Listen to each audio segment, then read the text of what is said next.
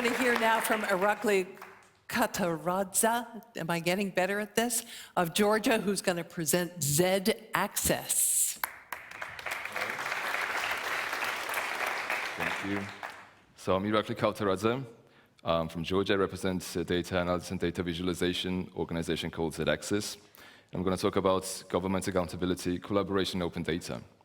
So every government and every society face a challenge of decision-making and problem-solving.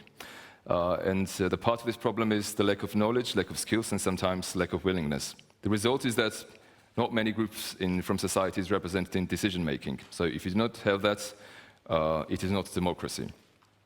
To give you the taste of what's the attitude in Georgia from Georgian governments, especially during COVID pandemic, about accountability and responsibility towards sharing data, this is head of National Center for Disease Control, Part-Time Nada, who was complaining about wasting time on giving data about COVID to NGOs. So my organization, what we do is we're trying to analyze and visualize data in a way that we're trying to represent all the groups from the society.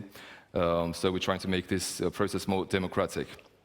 So what we did during the pandemic, we collaborated with the media organization. It's called Indigo Magazine, and we created a pandemic report. So we took open data from Facebook, which is publicly accessible.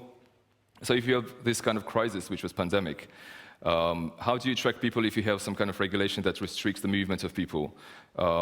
You need to understand how people react to the regulation, especially about movements.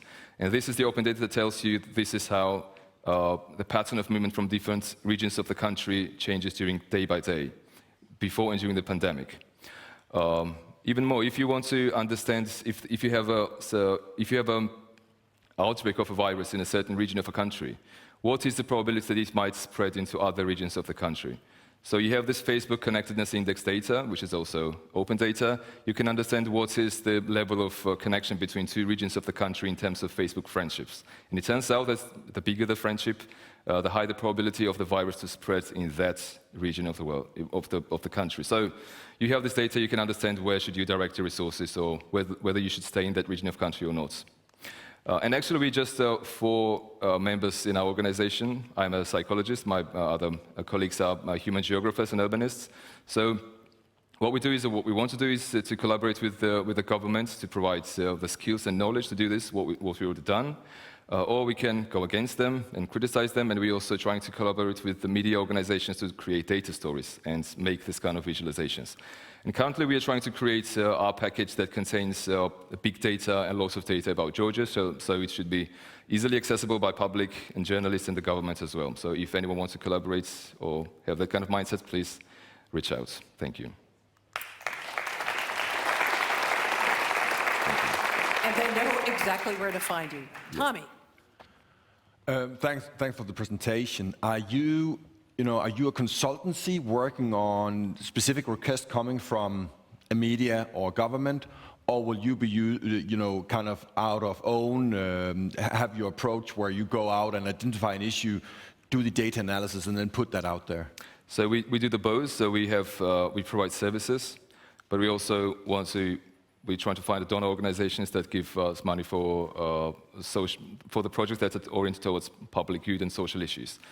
So we want to do the both. We want to either provide services for the government, or we can train them, give them the knowledge so they can do this kind of analysis. And we also do the services, and sometimes we create data stories.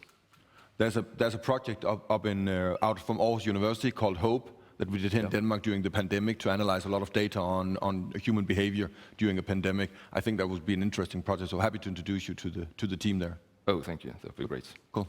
Stina. So I think everybody here can really relate to that sometimes decisions are being made and they have not thought of how that would impact citizens, right? Mm-hmm. So I really think this is a very interesting, and I also believe it can have a global impact, because that kind of overview and visualization of impact of decisions. So I'm thinking of, because we know it's politicians that make the decisions that has a huge impact, how do we hold the decisions makers accountable? Will that be something that could also be visual, or would you just like to have the journalists do that job? But can your platform also do that? Okay, so visualization is basically communication already. So if you make visualization, you're communicating the data.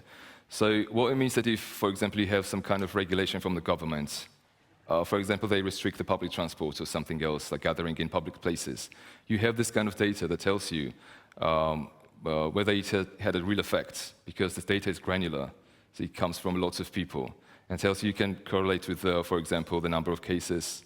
If you have this kind of regulation, does the behavior of people changes, and does this impact on the number of cases of COVID, for example? And you can get this from open data. It's very easy. Easy. But my question was more like, will there be a notification sent to the government when they know they're doing regulations that is impacting citizens in a bad way, right? So more of the output of what you see is does that end up on the desk of the politicians? Yes, so it's like you can manipulate people by data stories to put pressure on the governments.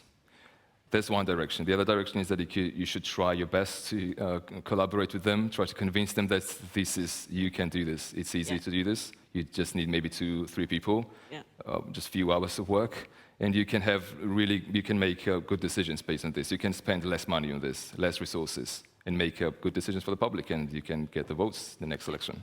Very good, thank you. If I answer your question, I don't know. Yeah, I did. Irakli, thanks so much. Okay, thank you. Appreciate it.